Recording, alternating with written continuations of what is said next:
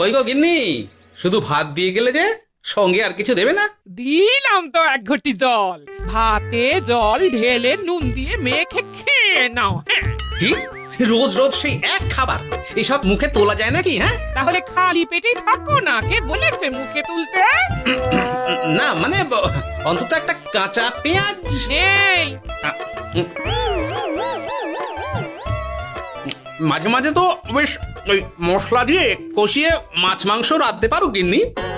বাজারে মাছ মাংসের দাম জানো? ছেঁড়া কাঁথায় শুয়ে মাছ মাংস খাওয়ার স্বপ্ন দেখতে লজ্জা করে না তোমার? আসলে কি জানো তো গিন্নি, আমার লজ্জাটা ওই তোমার রান্নাঘরে রাখা মশলার বাক্সের মতো, শুধু আছে কিন্তু কোনো কাজে লাগে না। এই খবরদার, আমার রান্না তুলে একদম খোঁটা দেবে না, এই বলে দিলাম। হ্যাঁ, আমি চললাম মাছ আনতে, তুমি আদা রসুন বেটে পেঁয়াজ কুচিয়ে রাখো, বুঝলে?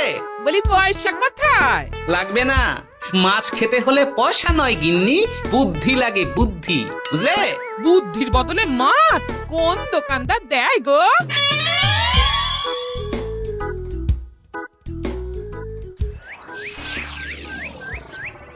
না না না না না, কিছুতেই বুঝে উঠতে পারছি না। এই নিন জাহাপনা, আপনার জন্য আম পোড়া শরবত এনেছি, খেয়ে নিন। ওরা কপাল আগে সামলাই, তারপর আম পোড়ার শরবত খাবো। সে কি জাহাপনা, আম তো আপনার প্রিয় ফল। তার চেয়েও প্রিয় ক্ষমতার লোভ। এদিকে কৃষ্ণনগর ঠিক যেন পাকা হিমসাগর, ওদিকে বর্ধমান যেন হৃষ্টপুষ্ট ফজলি, আর খাম্বাজ রাজ্য যেন লাল হলুদ গোলাপ ঘাস। এদের একসঙ্গে খেতে না পারলে আমার ঠিক ভাত হজম হচ্ছে না উজির। হবে হবে, খুব তাড়াতাড়ি এই রাজ্যগুলো আপনার বর্ষতা স্বীকার করবে জাহাপনা। শুধু চাই সঠিক উপায়। কি উপায়? এদের সঙ্গে যুদ্ধে লড়ে আপনি সহজেই রাজ্যগুলো জিতে নিতে পারেন জাহাপনা, কিন্তু তাতে রাজ্যবাসীর ভালোবাসা পাবেন না। রাজ্যবাসীর ভালোবাসা পেতে হলে প্রমাণ করতে হবে তাদের রাজারা অপদার্থ। কি বলছো উজির? আমার তো কিছুই মাথায় ঢুকছে না। আপনি হলেন বাংলার নবাব, আর কথায় আছে না, মাছে ভাতে বাঙালি। বাঙালিকে না বুঝলে বাংলা জিতবেন কিভাবে? আসুন আসুন জাহাপানা, আসুন, আমি আপনাকে বাতলে দিই বাংলা জেতার উপায়। সাব্বাস উজির, তোমার বুদ্ধিটা ঠিক পাকা ল্যাংড়া আমের মতো না, মিষ্টি।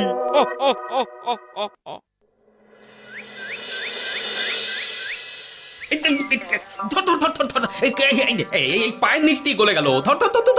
বিশাল বড় মাছ গো গোপাল দাদু, একেবারে পাকা শোল। ছাড়বে না গোপাল দাদু, আজ রাতে আমরা জমিয়ে মাছ ভাত খাবো। খেতে তো হবে শোল মাছের ঝোল আর তেল কই। তোদের দিদাকে বড় মুখ করে বলে এসেছি, ধরেছি।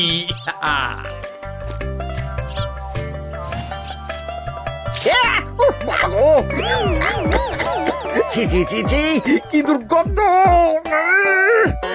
গোপালকে ছাড়বেন না মহারাজ, ও ইচ্ছে করে আমার মুখে কাদা ছুঁড়েছে। ঠাকুর বলেছেন মানুষ নিজের কর্মফল একদিন না একদিন ঠিক পাবে। মন্ত্রী মশাই যে এত তাড়াতাড়ি পেয়ে যাবেন ভাবতেই পারিনি। দেখেছেন মহারাজ, দেখেছেন? দোষ করে এখন আবার ধর্মের বাণী দিচ্ছে। তুমি রাজসভা কামাই করে এসব কি করছো গোপাল? যা সামান্য বেতন পাই সব পেঁয়াজ রসুন কিনতেই ফুরিয়ে যায় মহারাজ, তাই মাছটা নিজেই ধরে খাচ্ছি। হ্যাঁ, মহারাজ আপনার পায়ে পড়ি। থাক থাক, আর আমার পা ছুঁতে হবে না গোপাল। কেন মহারাজ? আমি তো মন থেকে আপনাকে সম্মান করি, বলুন। এ তো আচ্ছা জ্বালাতন। মুর্শিদাবাদের নবাব বাহাদুর আপনাকে একটি বিশেষ পত্র পাঠিয়েছেন, অনুগ্রহ করে গ্রহণ করুন।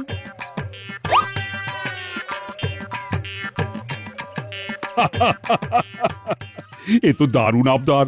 যাবো যাবো, আমি অবশ্যই যাব। কোথায় যাবেন মহারাজ? নবাব বাহাদুর লিখেছেন আগামী পরশু তার প্রাসাদে অতিথি হয়ে যেতে, তবে খালি হাতে নয়, সঙ্গে করে একটি জ্যান্ত মাছ নিয়ে যেতে। উপহারে জ্যান্ত মাছ? নবাব বাহাদুরকেও আমার মতন জল দিয়ে নুন ভাত খেতে হচ্ছে নাকি? নবাব হোক বা ফকির, সবার গিন্নি সমান।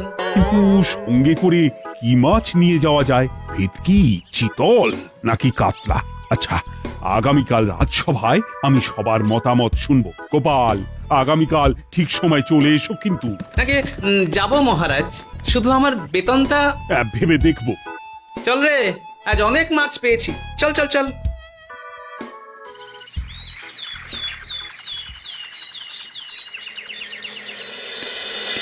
কি মহারাজ, আপনাকে এত চিন্তিত দেখাচ্ছে কেন? নবাব বাহাদুরের জন্য কি মাছ উপহার স্বরূপ নিয়ে যাওয়া যায় সেই চিন্তায় গতকাল রাতে আমার ভালো ঘুম হয়নি মন্ত্রী। আমিও গতকাল রাতে দু চোখের পাতা এক করিনি মহারাজ। অনেক ভেবে সকালের দিকে আমার মাথায় একটা বুদ্ধি এলো। কি বুদ্ধি? নবাবকে উপহার স্বরূপ ইলিশ দিলে কেমন হয়? বোঝো কাণ্ড, এই বুদ্ধির জন্য রাত জাগতে হলো। হ্যাঁ, ইলিশ তো জল থেকে তুললেই অক্কা পায়, তা জ্যান্ত থাকবে কিভাবে?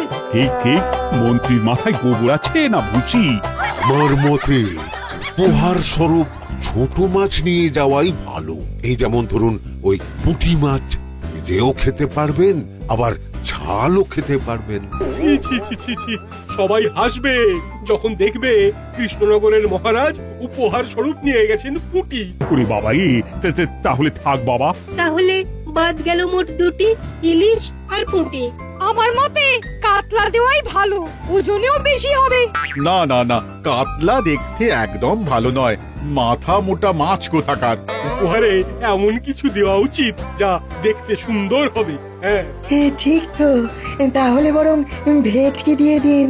ভেটকি বাজারে কত করে কিলো এখন? পয়সার চিন্তা আমি করছি না গোপাল, বরং আমার চিন্তা মান সম্মানে। বাকি রাজ্যের রাজাদের তুলনায় আমার উপহার যেন নবাবের বেশি পছন্দ হয়। কিন্তু সবাইকে এরকম অদ্ভুত উপহার নিয়ে যেতে বলার কারণ কি? মাছ, তাও আবার জ্যান্ত।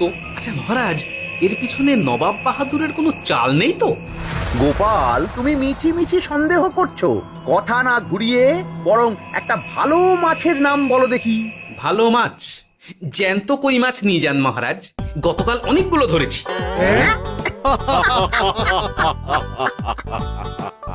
কি, এত ভালো ভালো মাছ থাকতে আমি শেষে কই মাছ নিয়ে যাব? তুমি সমাধান না দিয়ে উল্টে মজা করছো গোপাল। দূর হয়ে যাও, দূর হয়ে যাও আমার চোখের সামনে থেকে। আগে ভাড়ামো করার জন্যই তো মাস গেলে বেতন পাই মহারাজ। মানে কি বলতে চাইছো গোপাল? নবাব বাহাদুর কি চান সেটা আমরা সবাই জানি, তাই বলছি মাছের গর্তে হাত ঢোকানোর আগে পরীক্ষা করে নেওয়া উচিত ভেতরে সাপ আছে কিনা।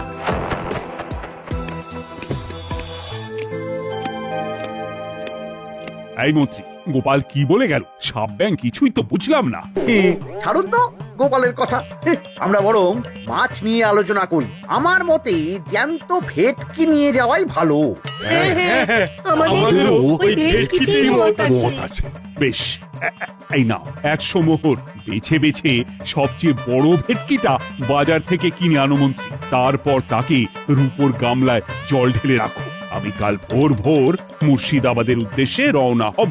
কোনো চিন্তা করবেন না মহারাজ, কাজ হয়ে যাবে। যাওয়ার সময় চিঠিটাও সঙ্গে করে নিয়ে যেতে হবে। নবাবের হুকুম।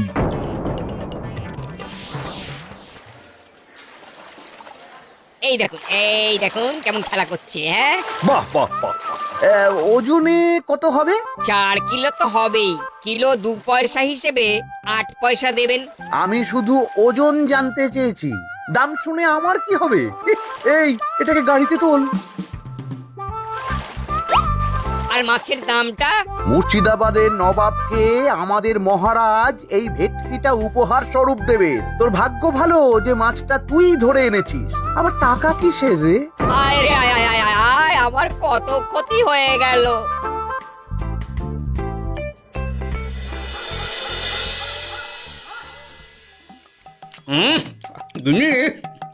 তেল কৌটে যা রেঁধেছ না।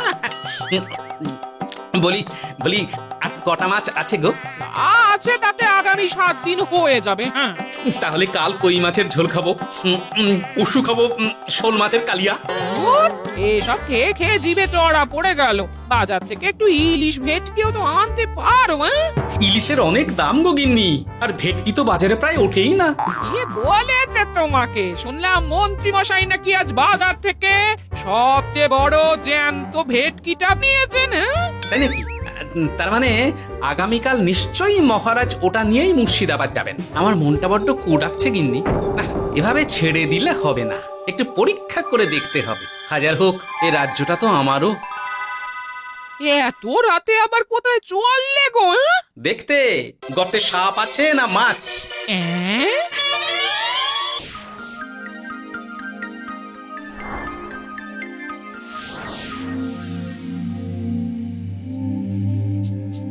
এ কি গোপাল, এত রাতে? সব ঠিকঠাক বুঝেছো তো? হ্যাঁ হ্যাঁ, তুমি কোনো চিন্তা করো না গো গোপাল দাদা। তাহলে কাল উত্তরের জঙ্গলে।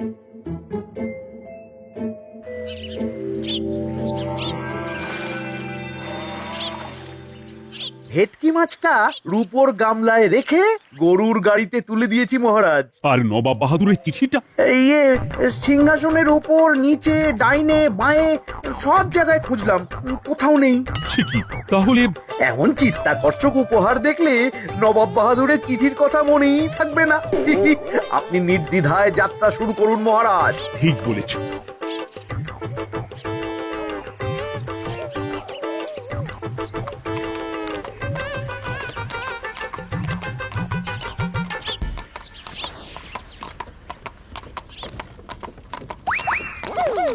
ওই তো মহারাজের রথ এসে গেছে। এই যা যা বলেছি মনে আছে তো? আছে গো আছে। ভেটকি মাছের পাতুরি আর ঝোল দুটোই রাঁধবো। হ্যাঁ, আমার ফিরতে কদিন দেরি হতে পারে, বেশি দেরি হলে তোমরা খেয়ে নিও, এবার লুকিয়ে পড়ো।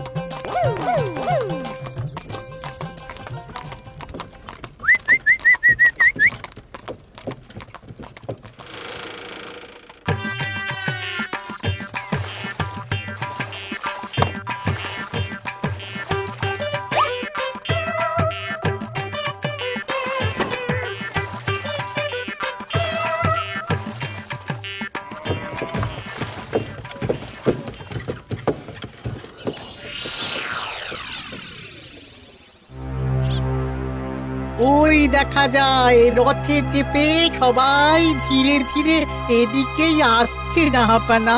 আসতে দাও, আসতে দাও, এবারই খেলা জমবে। এসো এসো, তোমাদের সবাইকে মুর্শিদাবাদে স্বাগত জানাই। আমার উপহারের কথা মনে আছে তো? আছে জাহাপানা আছে, শুধুমাত্র আপনার জন্য আমি নিয়ে এসেছি একটা জ্যান্ত কাতলা। এই নিয়ে এসো। আমার উপহারও কিছু কম নয় জাহাপানা, নিয়ে এসো। আর তোমরা? আর কৃষ্ণচন্দ্র, তুমি কি এনেছো? এদের সবার চেয়ে ভালো উপহার এনেছি, যা দেখলে আপনার মন একেবারে আনন্দে নেচে উঠবে। ইচ্ছে করবে এক্ষুনি হয় পাতুরি না হয় ঝোল করে খেয়ে নি। তাই নাকি? হ্যাঁ, খাস নবাব বাহাদুরের জন্য আমার বিশেষ তোফা। কই নিয়ে এসো। এই তো কই নিয়ে এসেছি মহারাজ। গোপাল, তুমি? ভেটকি কোথায়? এতক্ষণে গিন্নি রান্না বসিয়ে দিয়েছে।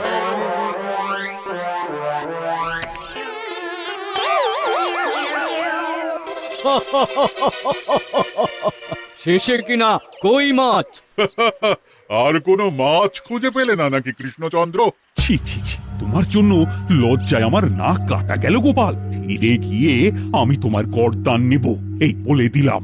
অনেক হয়েছে, এবার তোমরা সবাই আমার কথা মন দিয়ে শোনো। আমি তোমাদের সবাইকে একটা করে জ্যান্ত মাছ আনতে বলেছি, একটি বিশেষ কারণে। তার আগে সবাইকে আমি জিজ্ঞাসা করতে চাই, আপনারা সবাই নবাব বাহাদুরের পাঠানো চিঠিটা মন দিয়ে পড়েছিলেন তো? হ্যাঁ পড়েছি। হ্যাঁ হ্যাঁ হ্যাঁ, আমরাও পড়েছি।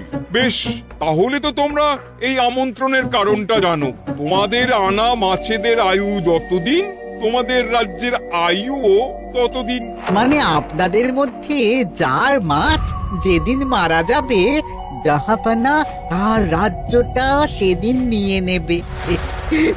আর যতদিন না আপনাদের মাছ মরছে ততদিন আপনারা এই প্রাসাদেই থাকবেন। হ্যাঁ, এইরকম কিছু তো চিঠিতে লেখা ছিল না। কে বলেছে ছিল না? ওই জন্যই তো আমি সঙ্গে করে চিঠিটা আনতে বলেছিলাম। এনেছো? হ্যাঁ হ্যাঁ, আমি এনেছি। এই যে এখানে তো কোথাও এরকম কিছু লেখা নেই। তোমরা হলে রাজা, রাজাদের সব সময় চোখ কান খোলা রেখে চলতে হয়। উজির, এই নাও।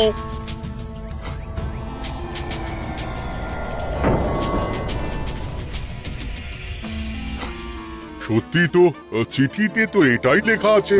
আমাদের সঙ্গে প্রতারণা করা হয়েছে। হ্যাঁ হ্যাঁ, আমরা কেউ বুঝিনি চিঠিতে কার চুপি করা আছে। চুপ! বেশি গলা তুলে কথা বললে গলাটা শরীরের ওপরে নাও থাকতে পারে। আজ এই মুহূর্ত থেকে এই খেলাটা শুরু হলো।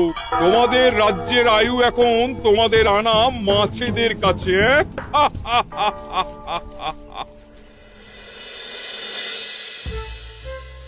উজির, কার মাছের কি অবস্থা?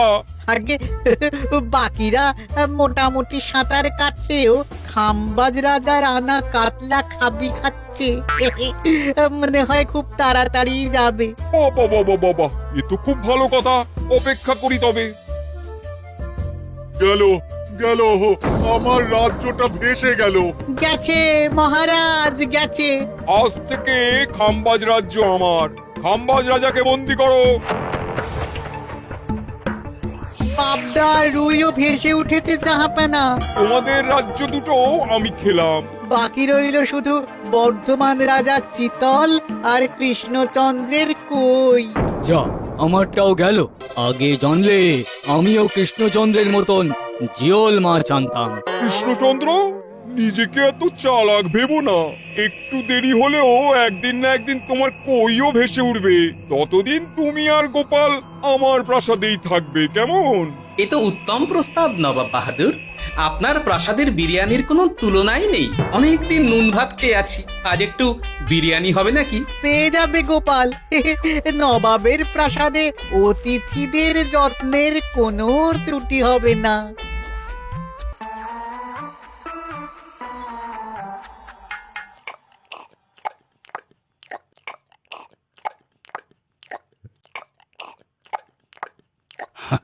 আমাকে ক্ষমা করে দিও গোপাল, আমি তোমাকে অনেক কথা শুনিয়েছি, কিন্তু এখন বুঝতে পারছি কেন তুমি ভেটকির বদলে কই মাছ এনেছো। আহ, বিরিয়ানিটা যে রেঁধেছে না, বলছি এই নবাবের বাবুর্চিকে কোনোভাবে কৃষ্ণনগরে ধরে নিয়ে যাওয়া যায় না মহারাজ? গোপাল, কোনো মাছই অমর নয়। একদিন তোমার আনা ওই কই মাছটাও মারা যাবে, আর সেদিন আমাদের কৃষ্ণনগর রাজ্যটা নবাবের হবে। আহ, মাছগুলো একেবারে ঝুড়ো ঝুড়ো, আর মাংসটা তুলোর মতো নরম। আহ, আমার কথা কি তোমার কানে যাচ্ছে? গোপালের চোখ কান সব সময় খোলা থাকে মহারাজ, আর তাই চিঠির কারচুপিটা ধরতে আমাকে বেশি বেগ পেতে হয়নি। কিন্তু কিভাবে বুঝলে গোপাল চিঠির রহস্যটা? কারণ আমি জানতাম নবাব বাহাদুর অনৈতিক কিছু করবেন না। গায়ের জোরে নয়, বুদ্ধি দিয়েই উনি বাজিমাত করবেন। অবশ্য এ ব্যাপারে আমাকে সাহায্য করেছে বিজ্ঞানী। একটা সাহায্য করতে পারবেন বিজ্ঞানী?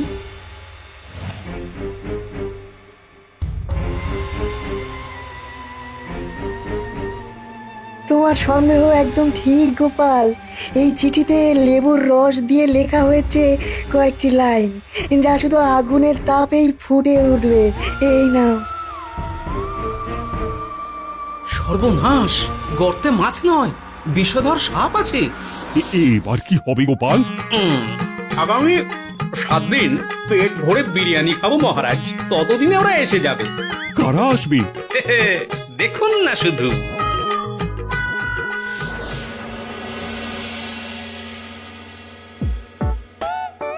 এই তোমার বুদ্ধি, দেখলে তো গোপাল এসে কেমন সবকিছুর উপরে জল ঢেলে দিল।